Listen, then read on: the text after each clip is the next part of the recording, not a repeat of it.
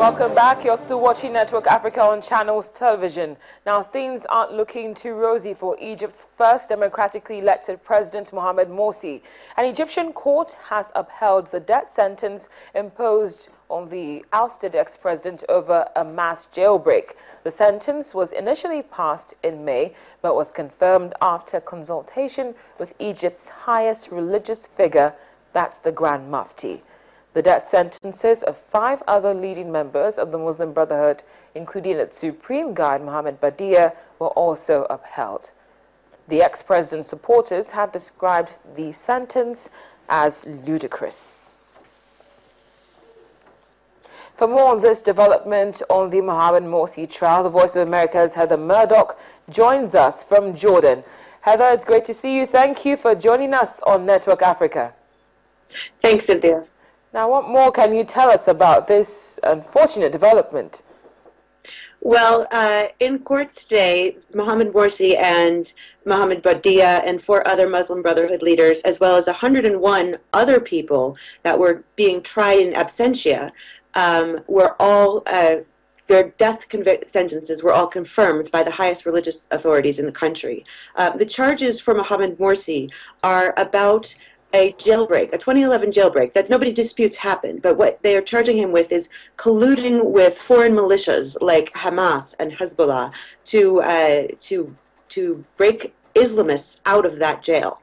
And so this is why they were given the death sentence. There is a separate charge of working with foreign militants against the Egyptian interests that happened in court today as well, and he was given a life sentence for that crime. Well, Heather, how are Egyptians reacting to this news?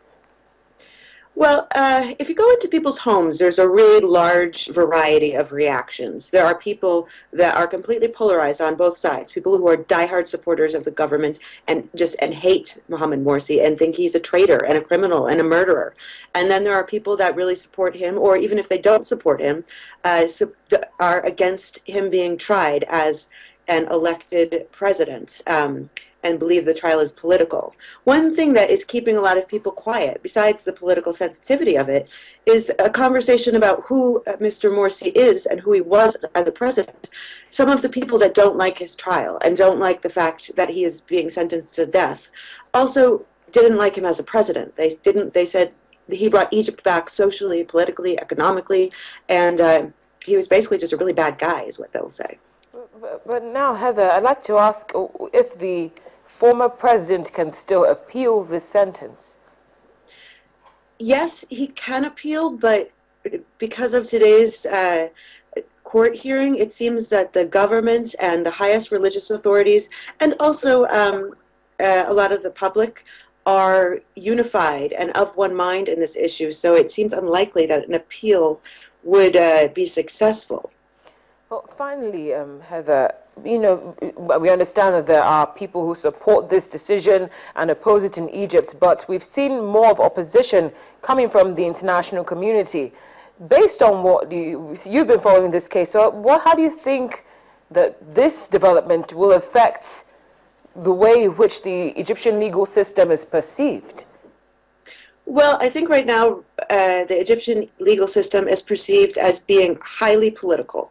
And I wonder if this critique is, I don't know that the Egyptian government would argue with this critique, because their plan to eradicate the Muslim Brotherhood, from trying to keep the Muslim Brotherhood from ever being strong enough to come back into power, is no secret. It's very public. It doesn't play very well outside of Egypt, but a lot of Egyptians do support it. Well, Heather, thank you very much for filling us in on the details. We're thankful for your time. Thank you.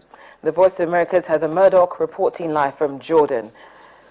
Coming up on the program, we've got another man of interest to the International Criminal Court. We'll be bringing you updates concerning the location of former warlord Bosco Ntaganda. Please stay with us.